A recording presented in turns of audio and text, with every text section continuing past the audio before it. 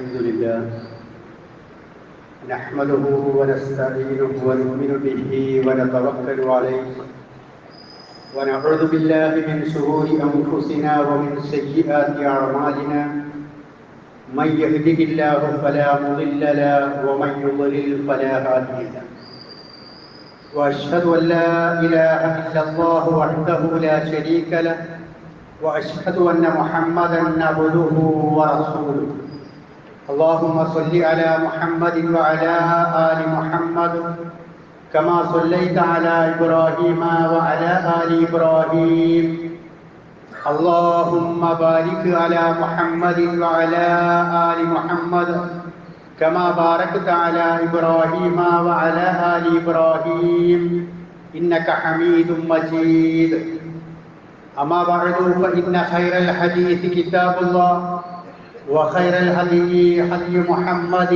صلى الله عليه وسلم وشر الأمور محدثاتها وكل محدثة بدعة وكل بدعة ضلالة وكل ضلالة في النار يا أيها الذين آمنوا اتقوا الله حق تقاته ولا تموتن إلا وأنتم مسلمون أيها الإخوان والأخوات أوصيكم عباد الله ونفسي أولا بتقوى الله أعوذ بالله من الشيطان الرجيم بسم الله الرحمن الرحيم فمن يرد الله أن يهديه يشرح صدره للإسلام ومن يرد أن يضله يجعل صدره ضيقا حرجا كأنما يصعد في السماء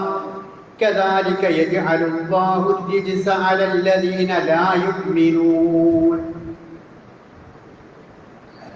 ബഹുമാന്യരായ സത്യവിശ്വാസികളെ, വിശ്വാസിനികളെ, ജീവിതത്തിലുടനീളം സർവശക്തനായ പടച്ച തമ്പുരാന്റെ വിധിവിലക്കുകൾ സസൂക്ഷ്മം ശ്രദ്ധിച്ച് സൂക്ഷിച്ച് ജീവിച്ച് സദ്വൃത്തരായ നിലയിൽ അവനെ കണ്ടുമുട്ടുന്ന ആളുകളുടെ കൂട്ടത്തിൽ ഉൾപ്പെടണമെന്ന് ആദ്യമായി എന്നോടും ശേഷം നിങ്ങളോടും ഉപദേശിക്കുകയാണ്, വസിയ്യത്ത് ചെയ്യുകയാണ്. അങ്ങനെ അവനെ കണ്ടുമുട്ടുന്ന വിശ്വാസിനികളുടെ കൂട്ടത്തിൽ അല്ലാഹു സുബ്ഹാനഹു വ തആല നമ്മെ എല്ലാവരെയും ഉൾപ്പെടുത്തി അനുഗ്രഹിക്കുമാറാകട്ടെ. ഖലീലുല്ലാഹി ഇബ്രാഹിം അലൈഹിസ്സലാത്തു വസ്സലാമയുടെ സംഭവ ബഹുലമായ ജീവിതത്തിൻ്റെ വിവിധ ഏടുകളെ സംബന്ധിച്ച് കഴിഞ്ഞ കുറേ ആഴ്ചകളിലായി നാം ചർച്ച ചെയ്യുകയുണ്ടായി. അതിൽ നിന്നെല്ലാം നമുക്ക് ലഭിക്കേണ്ടുന്ന ഗുണപാഠം ഉൾക്കൊണ്ടുകൊണ്ട് ജീവിതത്തെ ആദർശനിഷ്ഠമാക്കണം എന്ന് നാം പെരുന്നാൾ ഖുതുബയിലൂടെയും മനസ്സിലാക്കുകയുണ്ടായി. ഇനി ഞാൻ ഉദ്ദേശിക്കുന്നത് ചില ഖുതുബകൾ നമ്മളിലേക്ക് ഇറങ്ങി വന്നുകൊണ്ട് നമ്മളെക്കുറിച്ച് പ്രതിപാദിക്കുന്ന വിധത്തിൽ ചില കാര്യങ്ങൾ സൂചിപ്പിക്കുകയാണ്. അല്ലാഹു സുബ്ഹാനഹു വ തആല നമുക്ക് നൽകിയിട്ടുള്ള ഏറ്റവും വലിയ അനുഗ്രഹം എന്ന് പറയുന്നത് അവൻ നമ്മെ പരിശുദ്ധ ദീനുൽ ഇസ്ലാം ഉൾക്കൊള്ളുന്നവരാക്കി തീർത്തു എന്നതാണ്. അതൊരു മഹാഭാഗ്യമാണ്. അത് പ്രവാചകൻ ഉദ്ദേശിച്ച ആളുകൾക്ക് പോലും, അഥവാ പ്രവാചകന്റെ പിതൃവ്യനായ അബൂ ത്വാലിബിന് പോലും ഈ അനുഗ്രഹം അല്ലാഹു സുബ്ഹാനഹു വ തആല നൽകിയിട്ടില്ല. അതിനാൽ ഞാൻ ഇപ്പോൾ അനുഭവിക്കുന്ന, അഥവാ നമ്മൾ ഓരോരുത്തരും ഇപ്പോൾ അനുഭവിക്കുന്ന ഇസ്ലാം എന്ന് പറയുന്ന ഈ അനുഭവം, ഈ ആസ്വാദനം എൻ്റെ ജീവിതത്തിലെ വിലമതിക്കാൻ കഴിയാത്ത അള്ളാഹുവിൻ്റെ അനുഗ്രഹമാണ് എന്ന് നമ്മൾ ഓരോരുത്തരും മനസ്സിലാക്കുക.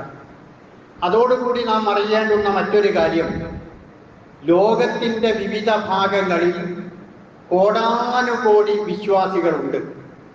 വിശ്വാസികളില്ലാത്ത ഒരു നാടും നമ്മുടെ ആരുടെയും അറിവിലില്ല.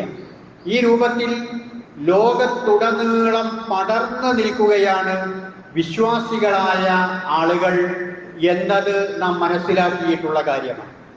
പക്ഷേ ആ വിശ്വാസികൾക്കിടയിൽ ഏറ്റവും ചെറിയ തലം തൊട്ട് ഏറ്റവും വലിയ തലം വരെ പരസ്പരം ഭിന്നിപ്പുകളും ചേരിതിരിവുകളും പകപോക്കലുകളും ഛിദ്രതകളും ഇകഴ്ത്തലുകളും വേർപിരിയലുകളും അഥവാ ഒരു സമൂഹത്തിൻ്റെ സുന്ദരമായ ഗമനത്തിന് യാത്രക്ക് തടസ്സമാകുന്ന ദുശ്ശീലങ്ങളായിട്ട് എന്തെല്ലാം ഉണ്ടോ അതാണ് അതിൻ്റെ എല്ലാ തലങ്ങളിലും നാം കാണുന്നത്.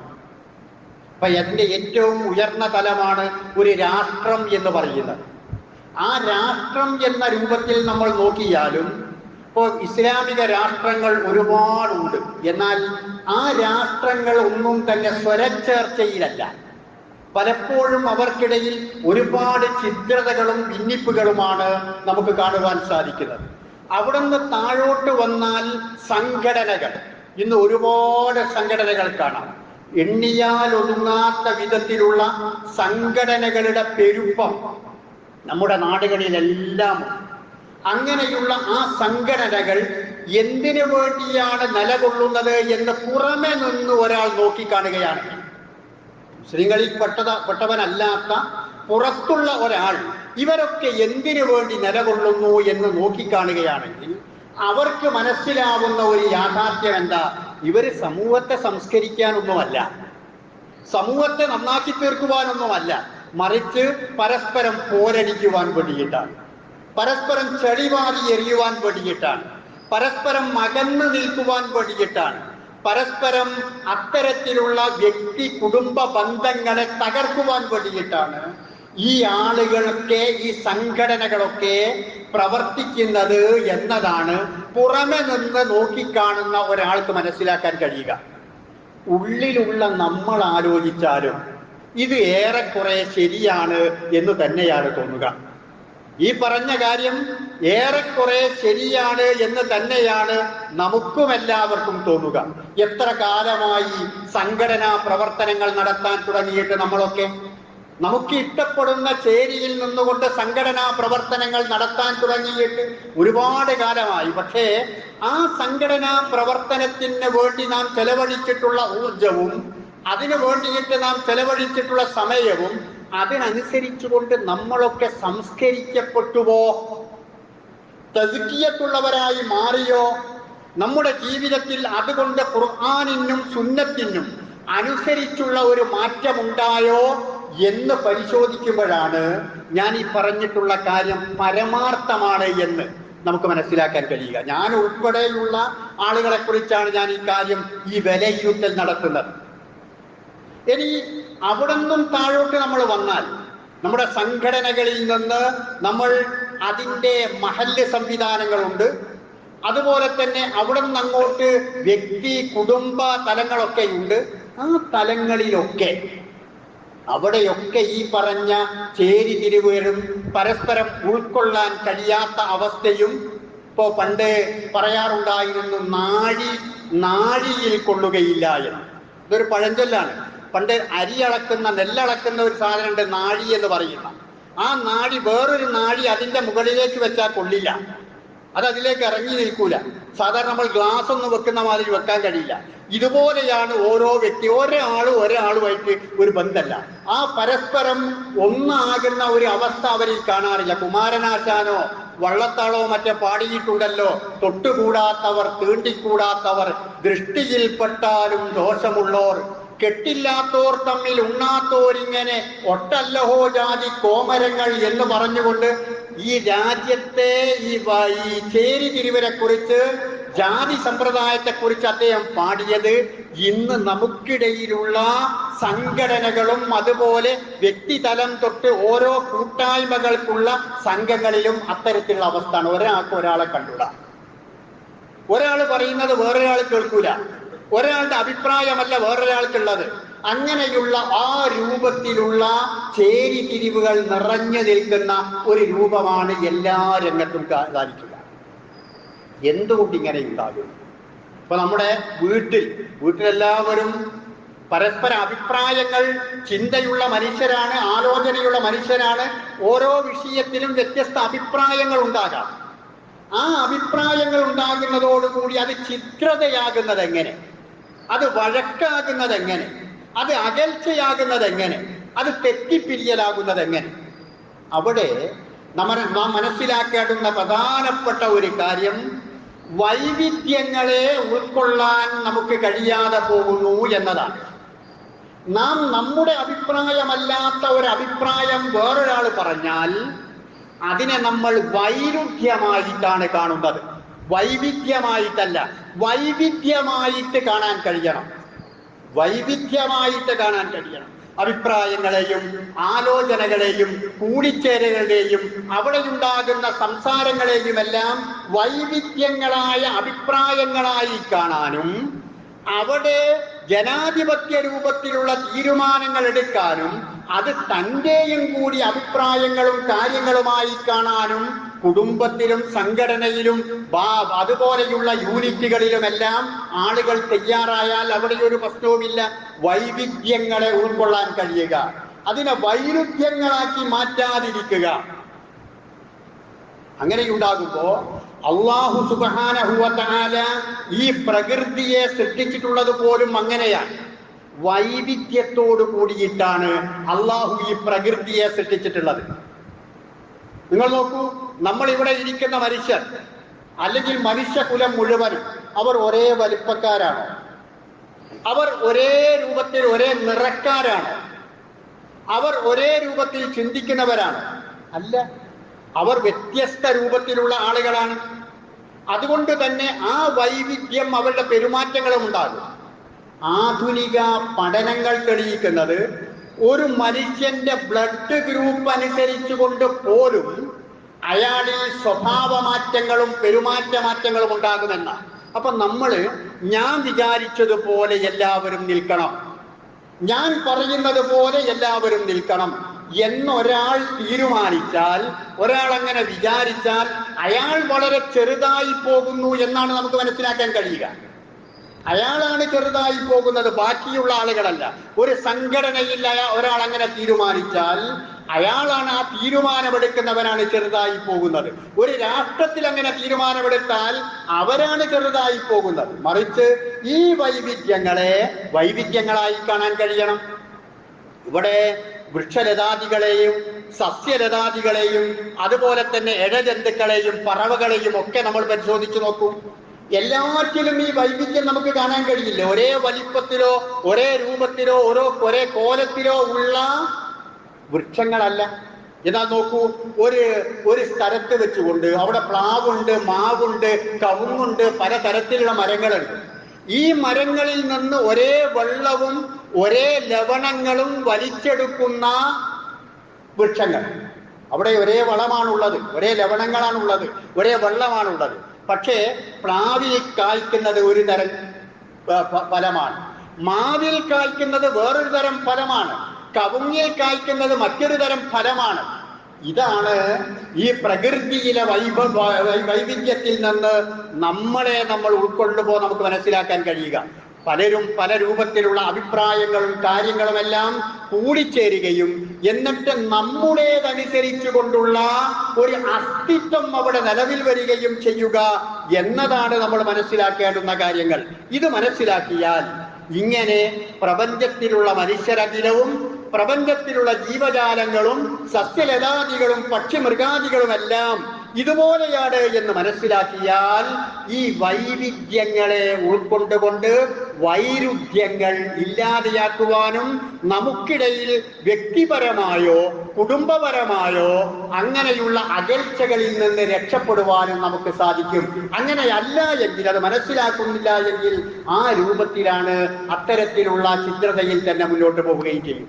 ഇത് ഉൾക്കൊള്ളാൻ കഴിഞ്ഞത് കൊണ്ടാണ് ഉന്നത കുലജാതനായിട്ടുള്ള അബൂബക്കർ സിദ്ദീഖ് റളിയല്ലാഹു അൻഹുവിനും തന്റേടിയായിട്ടുള്ള ഉമർ റളിയല്ലാഹു അൻഹുവിനും അതുപോലെ എത്യോപ്യയിലെ ഒരു അടിമയായിരുന്ന ബിലാൽ റളിയല്ലാഹു അൻഹുവിനും പേർഷ്യയിലെ ഒരു സത്യാന്വേഷിയായ സൽമാനുൽ ഫാരിസ് റളിയല്ലാഹു അൻഹുവിനും പരസ്പരം ഉൾക്കൊള്ളാൻ കഴിഞ്ഞത്. അവർ 4 പേരും അല്ലെങ്കിൽ അവർ ഓരോരുത്തരും വ്യത്യസ്ത വ്യക്തിത്വങ്ങളുള്ളവരാണ്. ആ വ്യത്യസ്ത വ്യക്തിത്വങ്ങൾ ഉള്ളതോടുകൂടി തന്നെ, വ്യത്യസ്ത ചിന്താഗതികൾ ഉള്ളതോടുകൂടി തന്നെ, വ്യത്യസ്ത മനോഗതികൾ ഉള്ളത് കൂടി തന്നെ, നമുക്കറിയാം ഈ ബദറിൽ പിടിക്കപ്പെട്ടുള്ള ബന്ധനസ്ഥരായ ആളുകളെ കൊണ്ടുവന്നപ്പോ ഉമർ റളിയല്ലാഹു അൻഹു പറഞ്ഞു അവരെ കൊന്നാളുകയാണ്, അവരൊന്ന് വധിച്ചു കളിയാണ്. അബൂബക്കർ സിദ്ദീഖ് റളിയല്ലാഹു അൻഹു പറഞ്ഞത് അവരെ നമുക്ക് എന്തെങ്കിലും ദണ്ഡം വാങ്ങിയിട്ട് പാരിതോഷികം വാങ്ങി വിട്ടയക്കാം എന്നാണ്. അങ്ങനെ വ്യത്യസ്തമായ അഭിപ്രായമുള്ള ആളുകൾ ഒരു ചേരിയിൽ ഒരു ഭാഗത്ത് അവർ ഒന്നിക്കുന്നു. ആ ഒന്നിക്കുന്ന ഭാഗം ഏതാണ്? നമ്മെ സംബന്ധിച്ചിടത്തോളം അത് വിശ്വാസമാണ്. നമ്മെ സംബന്ധിച്ചിടത്തോളം അവർ ആ വിശ്വാസത്തിലാണ് ഒരുമിക്കുന്നത്. ആ ബിലാൽ റളിയല്ലാഹു അൻഹുവിനെ, കറുത്ത് കരിങ്കട്ട പോലെയുള്ള ബിലാൽ റളിയല്ലാഹു അൻഹുവിനെ ഉന്നത കുലജാതനായ അബൂബക്കർ സിദ്ദീഖ് റളിയല്ലാഹു അൻഹു ചേർത്ത് പിടിച്ചുകൊണ്ട് പറയുന്നത്, ബിലാലെ നീ എൻ്റെ ഹൃദയത്തിന്റെ ഭാഗമാണ് എന്നാണ്. ഇത് പറയാൻ അവർക്ക് കഴിയുന്നത് ഈ ഒരുമിച്ച് ചേരലിന്റെ ഈ വൈവിധ്യങ്ങളെ ഉൾക്കൊള്ളുന്നതിന്റെ ഫലമായി കൊണ്ടാണ്. മദീനത്ത് നബി സല്ലല്ലാഹു അലൈഹി വസല്ലമയുടെ ഇസ്ലാമിക ജീവിതത്തിലുണ്ടായ, ചരിത്രത്തിലുണ്ടായ ചില സംഭവങ്ങൾ നിങ്ങളുടെ ശ്രദ്ധയിൽപ്പെടുത്താം. നബി സല്ലല്ലാഹു അലൈഹി വസല്ലമ മദീനത്തെ പള്ളിയിൽ ഇരിക്കുകയാണ്.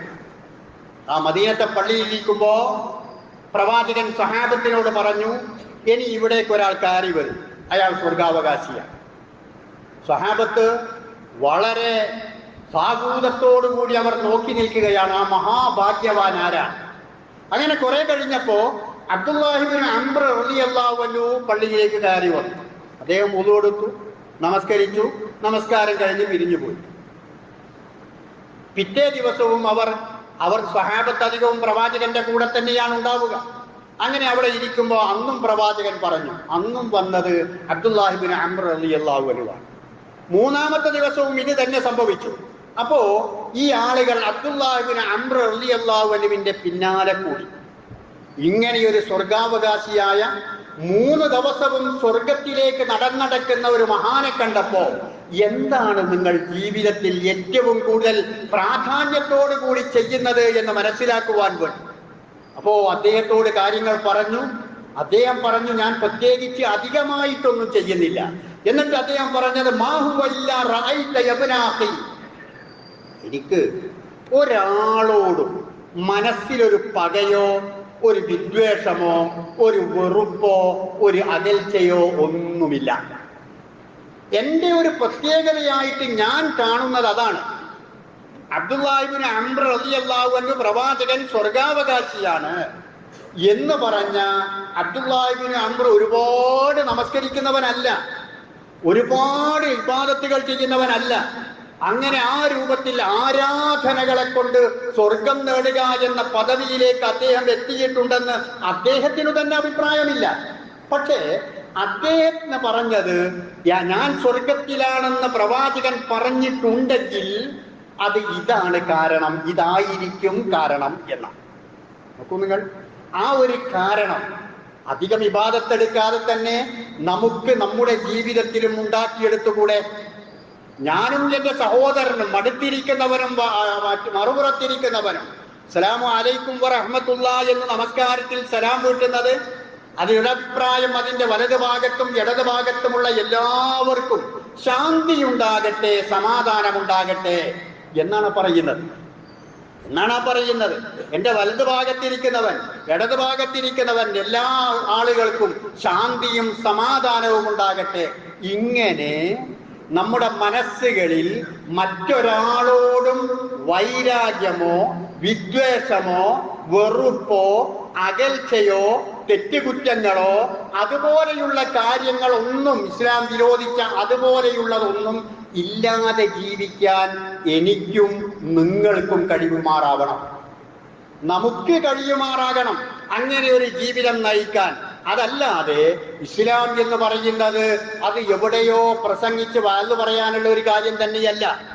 നമുക്ക് ഞാൻ നേരത്തെ ആദ്യം സൂചിപ്പിച്ച മാതിരി സംഘടനകൾക്ക് ക്യാമ്പുകളും സമ്മേളനങ്ങളും അതും ഇതും നടത്തി പല പല വിഷയങ്ങൾ ചർച്ച ചെയ്യാനുള്ളത് മാത്രമല്ല ഖുർആൻ എന്നത്, പ്രവാചകന്റെ ജീവിതം എന്നത്, ഇസ്ലാമിക ചരിത്രം എന്നത്. അത് പ്രധാനമായും അതിന്റെ ലക്ഷ്യം ഓരോ വ്യക്തികളെയും സദാചാര മൂല്യമുള്ള വ്യക്തികളാക്കി മാറ്റുക എന്നതാണ്, ഓരോ ആണിനെയും പെണ്ണിനെയും. അപ്പോ അങ്ങനെയുള്ള ഒരു മനസ്സുള്ളവരായി തീരാൻ നമ്മൾ ഓരോരുത്തരും ഒന്നാമതായി ശ്രമിക്കുക. പള്ളിക്ക് പുറത്ത്, നമ്മുടെ വീടുകളിൽ, നമ്മുടെ ചുറ്റുപാടുകളിൽ, നമ്മുടെ യോഗങ്ങളിൽ, നമ്മുടെ കാര്യങ്ങളിലൊക്കെ ആ അഭിപ്രായങ്ങൾ പറയാം, കാര്യങ്ങൾ അവതരിപ്പിക്കാം. അങ്ങനെ എന്നാൽ ഈ വെറുപ്പും വിദ്വേഷങ്ങളും ഇല്ലാത്ത ഒരു ജീവിതം നയിക്കാൻ നമ്മൾ ശ്രമിക്കുക. അതുപോലെ ഉഹുദ് യുദ്ധത്തിൽ ഹംസ റളിയല്ലാഹു അൻഹു കൊല്ലപ്പെട്ടത് നമുക്കറിയാം. പ്രവാചകനെ ഏറെ ദുഃഖത്തിലാക്കിയിട്ടുള്ള ഒരു ഷഹാദത്തായിരുന്നു അത്. ആ ഹംസ റളിയല്ലാഹു അൻഹുവിനെ കൊന്നത് വഹ്ശിയായിരുന്നു. ഹിന്ദാണ് അതിന് ചട്ടം കെട്ടിയിരുന്നത്. അവസാനം അവരൊക്കെ ഇസ്ലാമിലേക്ക് പ്രവേശിച്ചു. പ്രവാചകന്റെ കണ്ണിൽ നിന്ന് കണ്ണുനീർ ധാരധാരയായി ഒഴുകിയിട്ടുണ്ട്. ഹംസ റളിയല്ലാഹു അൻഹുവിന്റെ ആ മൃതശരീരം കണ്ട സമയത്ത് അദ്ദേഹത്തിന്റെ ആ മൃതശരീരം ഛിന്ന ഭിന്നമാക്കി അദ്ദേഹത്തിന്റെ ചെവിയും അതുപോലെ അവയവങ്ങളും കത്തി എരിഞ്ഞെടുത്ത് അവർ മാലയിട്ട് അതുപോലെ നൃത്തം ചവിട്ടിയപ്പോ പ്രവാചകന് വല്ലാത്ത വേദനയുണ്ടായിട്ടുണ്ട്. എന്നാൽ പിന്നീട് വിശ്വാസിയായിട്ടുള്ള ആ വഹ്ശിയോടോ ഹിന്ദിനോടോ അതിന്റെ ഒരു വെറുപ്പിന്റെ ഒരു അംശം പോലും പ്രവാചകൻ പ്രകടിപ്പിച്ചില്ല. എന്റെ പിതൃവ്യനെ കൊലപ്പെടുത്തിയിട്ടുള്ള ആളാണ് എന്ന് വിചാരിച്ചുകൊണ്ട് ഒരിക്കൽ പ്രവാചകൻ പറഞ്ഞു, വഹ്ശി, നീ ഹംസ റളിയല്ലാഹുയെ കൊലപ്പെടുത്തിയത് എങ്ങനെയൊന്ന് പറയൂ എന്ന് പറഞ്ഞ് ആ സംഭവം ഇങ്ങനെ വിശദീകരിച്ചു കൊടുക്കുന്നുണ്ട്. പ്രവാചകൻ അപ്പോഴും കരഞ്ഞുപോയി, ഒരുപാട് കരഞ്ഞു. എന്നിട്ടും ആ വഹ്ശിയോട് യാതൊരു വെറുപ്പും വിദ്വേഷവും ഉള്ളിലുണ്ടായിരുന്നില്ല.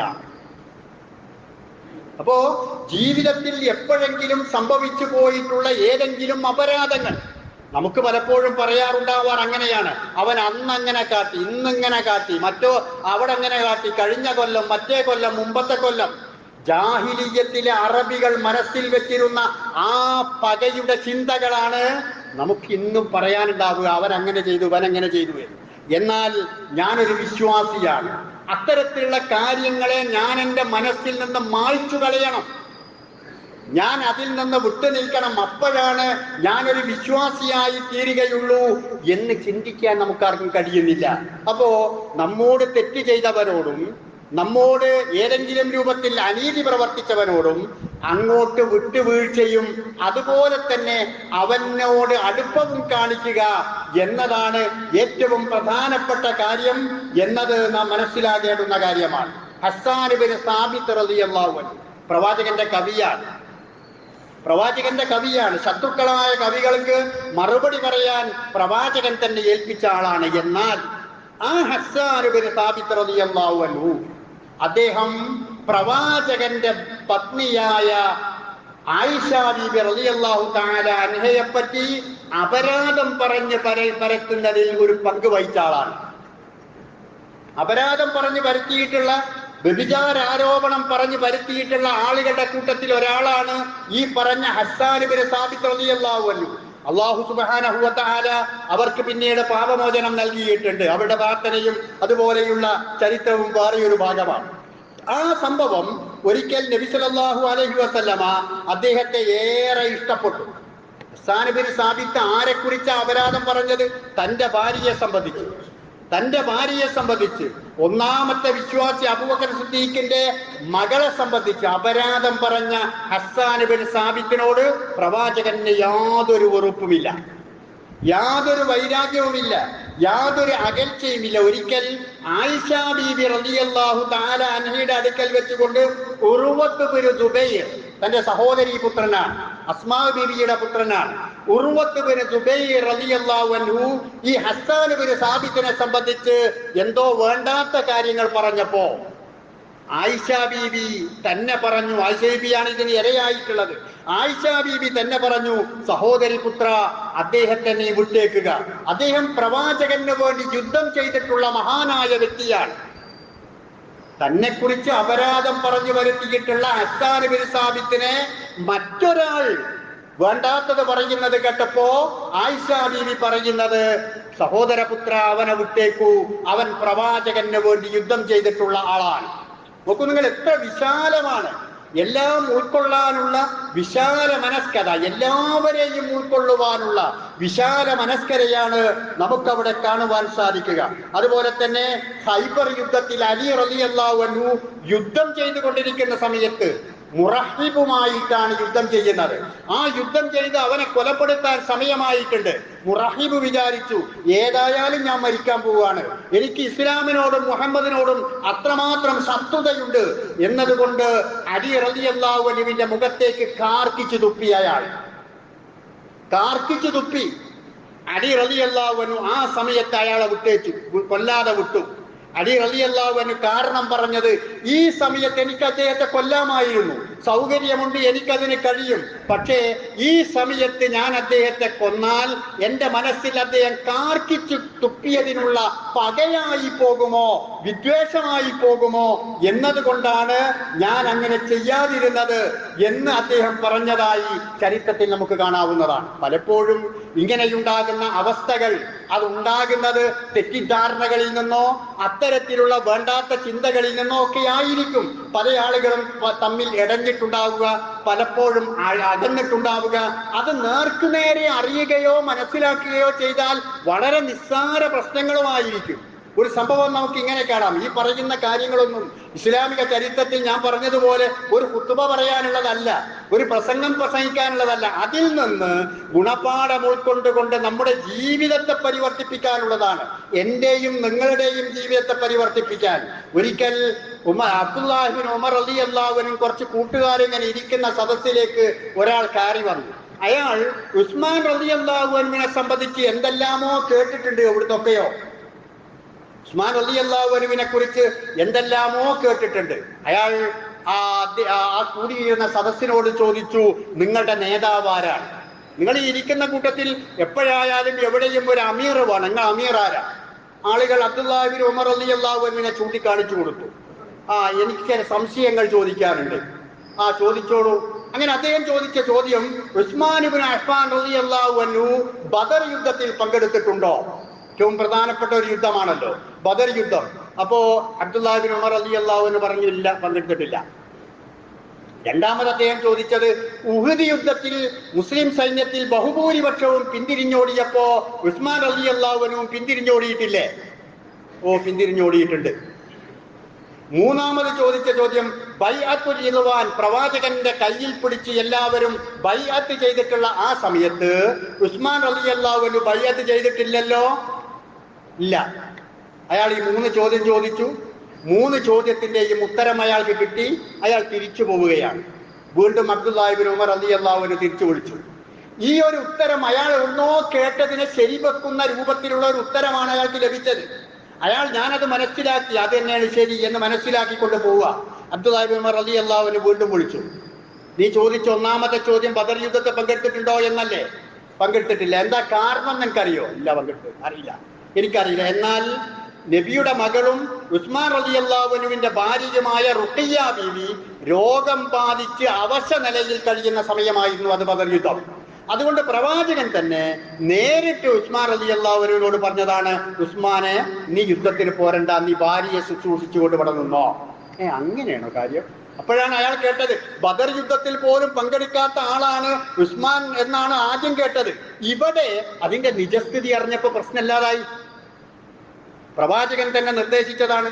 പിന്നെ ഉഹദ് യുദ്ധത്തിൽ നിന്ന് പിന്തിരിഞ്ഞോടിയത്, അത് 99% ആളുകളും പിന്തിരിഞ്ഞു പോയിട്ടുണ്ട്. അവിടുത്തെ ആ അവസ്ഥ അങ്ങനെയായിരുന്നു. അത് അല്ലാഹു സുബ്ഹാനഹു വ തആല വിശുദ്ധ ഖുർആനിലെ വചനത്തിലൂടെ തന്നെ പൊതുമാപ്പ് നൽകുകയും ചെയ്തിട്ടുണ്ട്. പൊതുമാപ്പ് നൽകിയിട്ടുണ്ട്. അതിൽ പിന്തിരിഞ്ഞോടിയ ആളുകളൊക്കെ. യുദ്ധത്തിൽ നിന്ന് പിന്തിരിഞ്ഞോടുക എന്നത് സബൂൽ മൂബിഖാത്തിൽപ്പെട്ട കുറ്റാണ്, അത്രയും ഗൗരവ കുറ്റമാണ്. എന്നാൽ അല്ലാഹു സുബ്ഹാനഹു വ തആല അതിൽ നിന്ന് പിന്തിരിഞ്ഞോടിയ അങ്ങനെ ഒരു രംഗമാണ്, സന്ദർഭമാണത്. അതുകൊണ്ട് എല്ലാവർക്കും അല്ലാഹു സുബ്ഹാനഹു വ തആല മാപ്പ് ചെയ്തിട്ടുണ്ട്. അതിൽ ഉസ്മാൻ റളിയല്ലാഹു അൻഹു പെടും. ശരി, മൂന്നാമത്തെ എനിക്കറിയേണ്ടത് ബൈഅത്തുർ റിദ്വാനിൽ നബിന്റെ കയ്യിൽ ഉടമ്പടി കയ്യിൽ കൈവച്ചുകൊണ്ട് ഉടമ്പടി ചെയ്തിട്ടുണ്ടോ എന്നല്ലേ? ചെയ്തിട്ടില്ല. പക്ഷേ അന്ന് ഉസ്മാൻ റളിയല്ലാഹു അൻഹു ശത്രുക്കൾക്കും മുസ്ലിങ്ങൾക്കും ഇടയിലുള്ള സഫീർ, ദൂതനായിരുന്നു, അംബാസഡർ ആയിരുന്നു. ഇവിടുത്തെ കാര്യം അവിടെയും പറയണം, അവിടുത്തെ കാര്യം ഇവിടെയും പറയണം. അങ്ങനെ ചർച്ചകളും കാര്യങ്ങളും നടത്തുന്നതിൽ അംബാസഡർ ആയിരുന്നു. അങ്ങനെ എല്ലാവരും ബൈഅത്ത് ചെയ്ത് കഴിഞ്ഞതിന് ശേഷം പ്രവാചകൻ സല്ലല്ലാഹു അലൈഹി വസല്ലമ കൈ നീട്ടുകയും തന്റെ ഇടത് കൈ ഈ കയ്യിൽ വെച്ചിട്ട് ഇതിതാ ഉസ്മാന്റെ കൈയാണ് കേട്ടോ എന്ന് പറഞ്ഞുകൊണ്ട് പ്രവാചകൻ തന്നെ ഉസ്മാൻ റളിയല്ലാഹു അൻഹുവിന്റെ ബൈഅത്ത് ഏറ്റുപറയുകയും ചെയ്തിട്ടുണ്ട്. ഈ കാര്യം അറിഞ്ഞപ്പോ പിന്നെ നേരത്തെ കേട്ടതിനൊന്നും വരല്ല. ഇങ്ങനെയായിരിക്കും പലപ്പോഴും നമ്മൾ കേൾക്കുന്ന പല കാര്യങ്ങളും പർവ്വതീകരിച്ചുകൊണ്ടായിരിക്കും നമ്മൾ കേൾക്കുന്നത്, അറിയുന്നത്.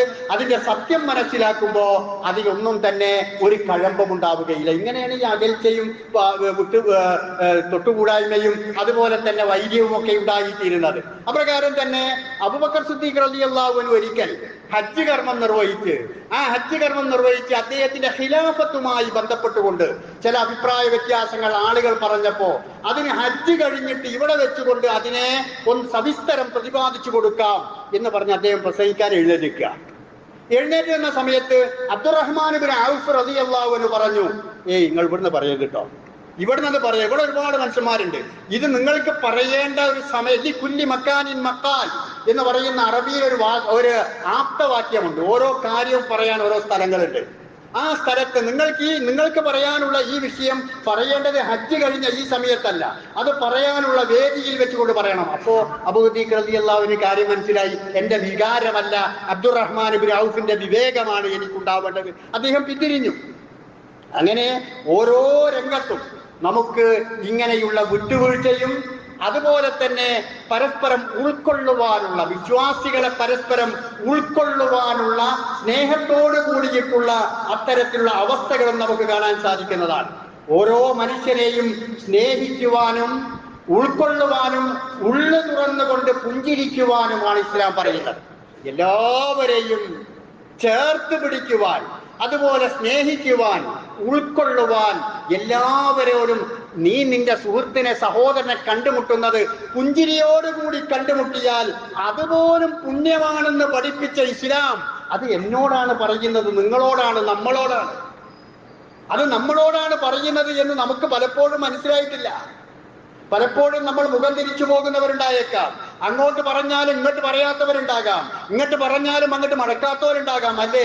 നമ്മളും പറയുന്നു ഞാൻ മുഹമ്മദ് നബിന്റെ അനുയായിയാണ്, ഞാൻ മുഹമ്മദ് നബിന്റെ ഉമ്മത്തിൽപ്പെട്ടവനാണെന്ന് നമ്മൾ പറയുന്നത്, ഞാൻ മുസ്ലിമാണെന്ന് നമ്മൾ പറയുന്നത്. പക്ഷെ നമ്മളെ സ്വഭാവം ഇങ്ങനെ, നാം അങ്ങനെ മുസ്ലിമാകും, നാം അങ്ങനെ മുഹമ്മദ് നബിയുടെ ഉമ്മത്താകും. അതുകൊണ്ട് നാം ആലോചിച്ചുകൊണ്ട് തീരുമാനമെടുക്കേണ്ടുന്ന കാര്യങ്ങളാണ് ഇത്തരത്തിലുള്ള കാര്യങ്ങൾ എന്നത് നാം ഓരോരുത്തരും തിരിച്ചറിയുക. ഒരു നല്ല വിചാരത്തോടെ സർവരെയും കാണുവാനും അതുപോലെ തന്നെ സ്നേഹപൂർവമുള്ള പെരുമാറ്റം, എല്ലാവരോടും പെരുമാറുവാനും കാരുണ്യത്തോട് കൂടിയിട്ട് വല്ല തെറ്റുകുറ്റങ്ങളും ആളുകളിൽ വന്നു പോയിട്ടുണ്ടെങ്കിൽ നമ്മുടെ ശ്രദ്ധയിൽപ്പെട്ടാൽ അത് പറയാവുന്ന വിധത്തിലും അവന് മനസ്സിലാവുന്ന വിധത്തിലുമുള്ള വേദികളിലോ സ്ഥലങ്ങളിലോ കാരുണ്യത്തോടു കൂടി തിരുത്തി കൊടുക്കുകയും ആദരവോടെ സംസാരിക്കുകയും ഒക്കെ ചെയ്യുന്ന ഒരു ജീവിത രീതിയാണ് വിശ്വാസി എന്ന നിലക്ക് നമുക്ക് വേണ്ടത്. അതാണ് ഞാൻ ഓതിവെച്ച ആയത്തിൽ അല്ലാഹു സുബ്ഹാനഹു വ തആല പറഞ്ഞത്.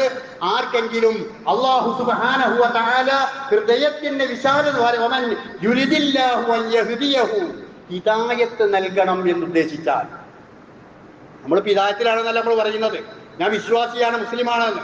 അത് ഹിദായത്തിലാകണമെന്ന് വിശ്വസിച്ചാൽ യശ്റഹു സദ്റഹു ലിൽ ഇസ്ലാം, ഇസ്ലാം ഉൾക്കൊള്ളാൻ അള്ളാഹു അവന് വിശാലത നൽകും. ഇസ്ലാം എന്ന് പറഞ്ഞതൊക്കെ ഈ പറഞ്ഞതൊക്കെ പെട്ടതാ. ഞാൻ ഈ പറഞ്ഞ കുത്തുബയിൽ പറഞ്ഞ കാര്യങ്ങളൊക്കെ ഇസ്ലാമിൽ പെട്ടതാണ്. ആ ഇസ്ലാം ഉൾക്കൊള്ളാൻ അവന്റെ മനസ്സിനെ വിശാലപ്പെടുത്തും. അങ്ങനെ ചെയ്യുമ്പോഴാണ് ഹിദായത്തിൽ പെടുക. വമൻ യുരിദു അൻ യുളില്ലഹു, ഈ ആരെങ്കിലും അവനെ വഴികേടിലാക്കാൻ ഉദ്ദേശിച്ചാൽ യജ്അൽ സദ്റഹു ദയ്യികൻ ഹറജൻ, അവന്റെ ഹൃദയത്തെ ഇടുങ്ങിയതും ഞെരുങ്ങിയതുമാക്കി തീർക്കും. സലാം പറയിക്കാൻ വേണ്ടി ചിലപ്പോൾ ആരെങ്കിലും കൈപിടിച്ച് നിങ്ങളൊന്ന് സലാം പറയും, പുറകോട്ട് വലിക്കും. അറജൽ വയ്യിക്കൻ, നന്നാവണവൻ തീരെ ഇഷ്ടല്ല. ഒന്നാകുന്നത് ഇഷ്ടമല്ല, സലാം പറയുന്നത് ഇഷ്ടമല്ല, പരസ്പരം സംസാരിക്കുന്നത് ഇഷ്ടമല്ല. അള്ളാഹു വഴികേടിലാക്കാൻ വിചാരിച്ച മനസ്സിൽ അള്ളാഹ് അങ്ങനെ അങ്ങ് തോന്നിച്ചു കൊടുക്കും. ഞാൻ ഒരാളുമായിട്ട് അടുക്കണ്ട, ഞാൻ ഒരാളുമായി സംസാരിക്കണ്ട, ഞാൻ ഒരാളുമായിട്ട് മിണ്ടണ്ട, അത്രയൊക്കെ മതി എന്നങ്ങ് തോന്നിക്കും. ഇടുങ്ങിയതാക്കി തീർക്കും അള്ളാഹു മനസ്സിനെ. പ്രിയപ്പെട്ടവരെ, നാം ആലോചിക്കുക, എന്റെ മനസ്സിനെ അള്ളാഹു ഈ പറഞ്ഞ രൂപത്തിലാക്കിയിട്ടുണ്ടോ എന്ന് ഗൗരവത്തോടുകൂടി നാം ഓരോരുത്തരും ആലോചിക്കേണ്ടതാണ്. അയൽപക്ക ബന്ധങ്ങളിൽ, കുടുംബ ബന്ധങ്ങളിൽ, സാമൂഹ്യ ബന്ധങ്ങളിൽ, സംഘടനാ ബന്ധങ്ങളിൽ, അവിടെയൊക്കെ നാം ഈ പറഞ്ഞിട്ടുള്ള കാര്യം കാര്യബോധത്തോടു കൂടി തന്നെ ആലോചിക്കേണ്ടതാണ്. അവന്റെ ആ ബുദ്ധിമുട്ട് ആകാശത്തിലേക്ക് കയറിപ്പോകുന്ന പ്രയാസമുണ്ടാകും അവന്.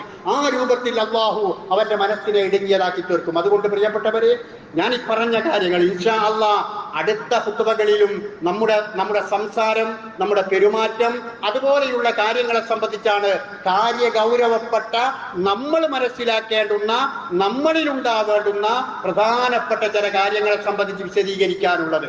അപ്പോഴാണ് നമ്മൾ മുസ്ലിം ആകുന്നത്, അപ്പോഴാണ് നമ്മൾ ഹിദായത്തിന്റെ ഉടമകളായിത്തീരുന്നത്. അള്ളാഹു ഈ കേട്ട കാര്യങ്ങൾ പരിശുദ്ധ ദീനുൽ ഇസ്ലാമിനെ ഉദ്ദേശിച്ചുകൊണ്ട്, ഞാൻ എന്റെ ഹിദായത്ത് ഏറ്റവും വിലപ്പെട്ടതാണ് എന്ന് തിരിച്ചറിഞ്ഞുകൊണ്ട് ഈ കാര്യങ്ങളെല്ലാം ഉൾക്കൊള്ളാനുള്ള മാനസികമായ വിശാലത, ഈമാൻ അള്ളാഹു സുബ്ഹാനഹു വ തആല നമുക്കെല്ലാവർക്കും നൽകുമാറാവട്ടെ.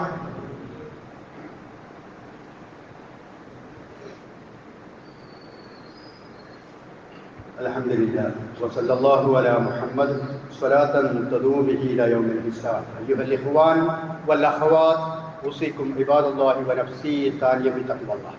സഹോദരന്മാരെ, സഹോദരികളെ, ഒരു വിശ്വാസി എന്ന് പറയുന്നത് അവന്റെ ആകാരത്തിലല്ല, അവന്റെ ശരീര രൂപഭാഷ്യങ്ങളിലല്ല, മറിച്ച് അവന്റെ ഉള്ളിലുള്ള മനസ്സിൽ നിന്ന് പ്രകടമാകുന്ന വിശ്വാസത്തിനനുസരിച്ചുള്ള കർമ്മങ്ങളിലൂടെയാണ്.